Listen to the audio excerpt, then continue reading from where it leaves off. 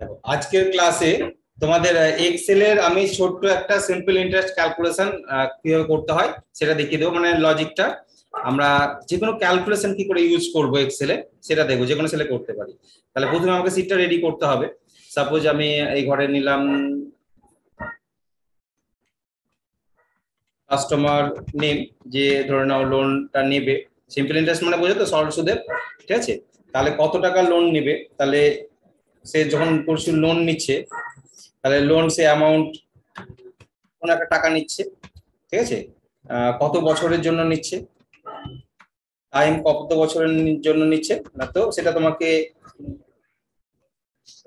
বছরের হিসাব দিতে হবে। এবং কত পার্সেন্ট হারে লোন নিচ্ছে সেটাও দিতে হবে। তাহলে পার্সেন্টেজ অফ রেট, তাই তো, পার্সেন্টেজ দিয়ে দাও, মানে রেট কত পার্সেন্ট হারে সুদটা নিচ্ছে, তাহলে তার ইন্টারেস্ট কত টাকা দিতে তাকে হবে। তাহলে এখানে লিখে দিলাম সিম্পল ইন্টারেস্ট। ওকে, তো এবার ধরনের কোনো কাস্টমারের নাম আমি এখানে লিখে দিলাম।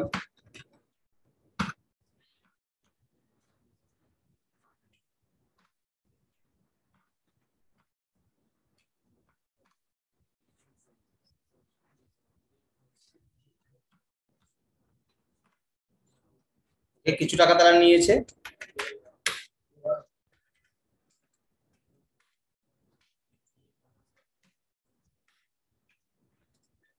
সাপোজ এই টাকা নিয়েছে। ওকে, কেউ 1 বছরের জন্য নিয়েছে, কেউ 2 বছরের জন্য, কেউ 3 বছরের জন্য, কেউ 5 বছরের জন্য, এভাবে নিয়েছে। যে 1 বছরের জন্য নিয়েছে সে 5% হারে নিয়েছে, এ ধরনের 4% হারে, 6% হারে, এ 7% হারে। তাহলে একটা পার্সেন্টেজ তুমি একই সেম রাখতে পারো, আলাদা আলাদা করে দেখালাম। ঠিক আছে, সেম পার্সেন্টেজ রাখতে পারি। তাহলে স্যারকে ইন্টারেস্ট কত টাকা তার লাগবে, তাকে ইন্টারেস্ট কত টাকা দিতে হবে। বলো সিম্পল ইন্টারেস্টের ফর্মুলাটা বলো, কি করতে হয় সিম্পল ইন্টারেস্টের ক্ষেত্রে আমাদের কি করতে হয়। হ্যাঁ, তাহলে সিম্পল ইন্টারেস্টের ক্ষেত্রে এখানে একটা জিনিস দেখে নাও, এই সেলের ভ্যালু গুলো যদি তোমার মধ্যে রাখতে চাও তাহলে সিলেক্ট করে নেবে। সিলেক্ট করার পর এখানে সেল অ্যালাইনমেন্টটা সেট করে নেবে। ঠিক আছে, তাহলে মধ্যে চলে আসবে। এটাকে টাকার ভ্যালু করতে গেলে দশমিকের ঘর সেট করে নেবে। এখানে ডেসিমেল প্লেস আছে, এটাতে ডেসিমেল প্লেস বাড়ে আর এটাতে কমে। ঠিক আছে, তাহলে দশমিকের ঘর টাকার ভ্যালু যদি করতে চাও দশমিকের ঘর এখানে সেট করে নেবে। ওকে, তাহলে পিটিআর বাই 100 এটা আমরা জানি যে তোমার i equal to PTR by 100। তাহলে পি কোনটা এখানে, তাহলে ইকুয়াল টু ফর্মুলাটা লিখবো জাস্ট তাই। পি বলতে কোনটা, বি টু, পি বলতে বি2। তাহলে বি2 হচ্ছে আমাদের পি, টি, টি আর, তাহলে পি ইনটু টি ইনটু আর, তাহলে পি ইনটু সি। টি হচ্ছে টাইম মানে সি2, সি2 বা আর ডি2 মানে হচ্ছে আর মানে রেট। ঠিক আছে, তাহলে বাই 100, পিটিআর বাই 100। তাহলে পিটিআর কি ব্র্যাকেটে রাখতে হবে না গোটাই এমনি ফাঁকা দিয়ে দেবো? তাহলে কি আমাকে ফার্স্ট ব্র্যাকেটের মধ্যে রাখতে হবে, কারণ এই তিনটে প্রথমে গুণ হবে, তারপরে কি হবে by 100, P T R by 100। তাহলে পি হচ্ছে আমার এইটা প্রিন্সিপাল বাই অ্যামাউন্ট, টি হচ্ছে টাইম, আর এটা হচ্ছে রেট। এবার এটাকে এন্টার মারলাম। তাহলে এটাকেও তো দশমিকের ঘর দিতে হবে। এটাকে ধরে ড্রাগ করে দিলে কার কত টাকা ইন্টারেস্ট লাগছে সেটা আমাদের চলে এলো। তাহলে এখানে দশমিকের ঘর আমি এখানে সেট করে দিতে পারি। ঠিক আছে, দশমিকের ঘর সেট করলে এটা দেখে যাবে। এবার তুমি দেখে নাও, এটা 1 বছরের জন্য নিয়েছো 5% হারে 7। এবার যদি 2 বছর করো দেখো অটোমেটিক রেটটা 1500 হয়ে গেল। ঠিক আছে, ও যদি 3 বছরের জন্য নেয় তাহলে এটা বেড়ে যাবে অটোমেটিক্যালি। তাহলে এইভাবে একটা সিট করে রাখতে পারি, যেখানে কোনো কাস্টমার তোমার কাছ থেকে যদি লোন নেয় সিম্পল ইন্টারেস্টে, তাহলে সে কত টাকা লোন নিয়েছে, পার্সেন্ট হারে এবং কত বছরের জন্য, তুমি অটোমেটিক্যালি এটা এখানে করতে পারবে। সিম্পল একটা এখানে রাইট ক্লিক করে একটা ইনসার্ট করে নাও, ইনসার্টে ক্লিক করো, উপরে যদি মনে করো যে এখানে একটা সিলেক্ট করে এটাকে মার্জ সেন্টার করে নিলে তাহলে বড় হয়ে গেল। এখানে লিখে দিলে ইন্টারেস্ট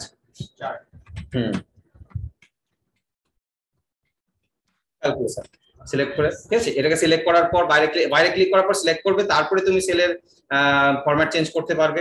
মানে সেল ফরম্যাট বলতে সেলের লেখার স্টাইল, ওকে বোল্ড বা তুমি সাইজ বড় যদি করতে চাও এগুলো করতে পারবে। ঠিক আছে, তাহলে এইভাবে আমরা একটা সিম্পল ইন্টারেস্টের ইয়ে করতে পারি। ঠিক আছে, এটা এটা দেখানো ছিল। এবার এটাকে যদি কম্পাউন্ড ইন্টারেস্ট বলা হয়, চক্রবৃদ্ধি সুদ, তাহলে কি করে করবে? আচ্ছা, এবার কম্পাউন্ড ইন্টারেস্টের ফর্মুলাটা তোমাদের আমি দেখিয়ে দিচ্ছি। কম্পাউন্ড ইন্টারেস্ট কি করে করবে, চক্রবৃদ্ধি সুদ কিভাবে বার করবে। আচ্ছা, এই ঘরটা যদি তোমার এই লেখাটাকে ছোট করতে চাও তাহলে এটাকে টেনে এভাবে টেনে যদি ঘরটাকে ছোট করো তো লেখাটা ঢেকে যাচ্ছে না, তাহলে কি করে করবে, তখন র‍্যাপ টেক্সট বলে একটা অপশন আছে, এই র‍্যাপ টেক্সটে ক্লিক করে নিচে লেখাটা চলে আসবে নিচের ঘরে, ঠিক আছে, মানে ঘরটা বড় হয়ে যাবে, নিচের ঘরে চলে আসবে। তো এই ক্ষেত্রেও তাই, সবগুলোকে সিলেক্ট করে তুমি র‍্যাপ টেক্সট করে নিতে পারো, সবগুলোকে সিলেক্ট করে আমি র‍্যাপ টেক্সট করে নিলাম একবারে, ঠিক আছে। এবার যদি আমি এটাকে ছোট করি, টাইমটাকে ছোট করি, দেখো ইন ইয়ারটা কি হচ্ছে, আরেকটু ছোট করে নিই, তাহলে যাতে ইন ইয়ারটা নিচে চলে আসে, টাইমের পরে একটা স্পেস দিয়ে দাও, তাহলে এটা চলে আসবে নিচে। একটু বড় করে নাও যাতে ঠিকঠাক এঁটে যায়, ঠিক আছে। সিম্পল ইন্টারেস্ট, কাস্টমার নেমটাকে যদি ছোট করি তাহলে কাস্টমার নেমটা ছোট যাবে। এবার এটাকে সিলেক্ট করে নিয়ে ঠিক সেম অ্যাডজাস্ট করে নাও, সেন্টার করো, সেন্টার, ঠিক আছে, বোল্ড করে দাও একটু এটা। এবার আমাদের যে ফর্মুলাটা সেটা হচ্ছে যে চক্রবৃদ্ধি সুদ কি করে বার করবো। সরল সুদের ফর্মুলা পিটিআর বাই 100 ছিল, চক্রবৃদ্ধি সুদের ফর্মুলা কি হচ্ছে, এখানে সেল অ্যাড্রেস চেঞ্জ হয়ে যাচ্ছে, তাহলে পি হচ্ছে আমার বি3, ঠিক আছে। তাহলে এটা ফর্মুলাটা একবার বলো, বলো পি ইন পি কি, পি বলতে এখানে কি বি3, এই সেল অ্যাড্রেসটা, তাহলে বি3 ইনটু 1 প্লাস আর বাই 100 ব্র্যাকেটের মধ্যে, তাহলে 1 প্লাস আর মানে হচ্ছে রেট, রেট হচ্ছে এটা, 1 প্লাস আর বাই হচ্ছে এটা 100 ব্র্যাকেট ক্লোজ, পাওয়ার সাইন দিতে হবে, পাওয়ার সাইন বলতে আমরা ক্যারেট সাইনটাকে পাওয়ার হিসেবে ইউজ করতে পারি, পাওয়ার টাইম, টাইম হচ্ছে এটা C3।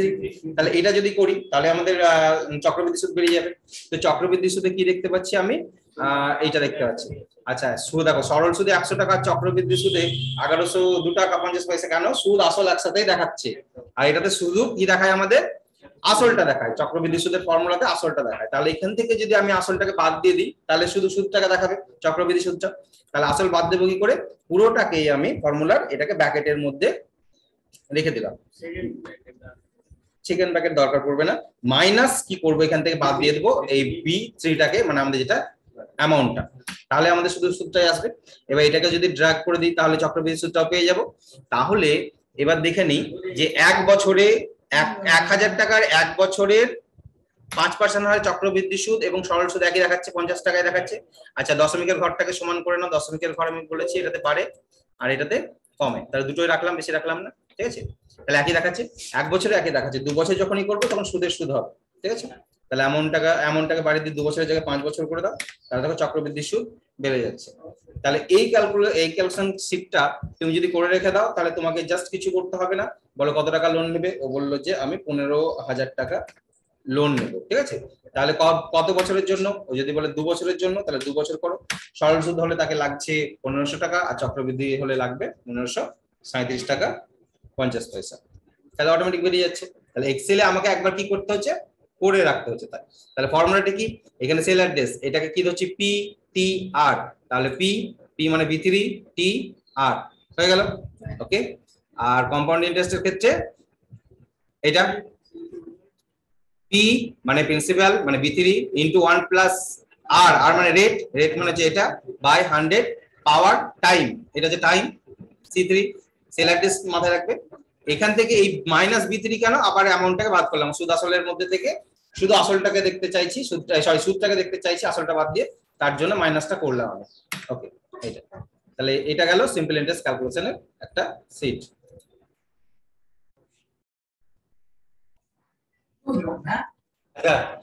তাহলে ওই আমাদের সিম্পল ইন্টারেস্টের জন্য ফর্মুলাটা আমি নিচে লিখে দিলাম, কম্পাউন্ড ইন্টারেস্টের ফর্মুলাটা নিচে লিখে দিয়েছি, ঠিক আছে। এবার এই যে সেলের ভিতরে যদি কালার করতে চাও, এগুলো ফিল কালার, একটা হচ্ছে ফিল কালার থাকে, একটা হচ্ছে টেক্সট কালার থাকে। তাহলে আমাদের যে হোম ট্যাবের ভিতরে আমি এইখানে দেখো সিলেক্ট করে নেবে যতটা কালার দিবে, হোম ট্যাবের ভিতরে এই যে কালারটা দেখতে পাচ্ছ ফটোর মতন, এটা হচ্ছে ফিল কালার, অর্থাৎ সেলের ভিতরটা কালার দিয়ে পূর্ণ হয়ে যাবে, ঠিক আছে। কোন কালার দিয়ে পূর্ণ করবে, এগুলো ডিজাইনের মধ্যেও দেওয়া আছে, অনেক প্রি ডিজাইন করাই আছে আমাদের কিছু সেলের ডিজাইনের এখান থেকে, তো এখান থেকে আমাদের ইচ্ছা মতন আমরা করে নিতে পারবো।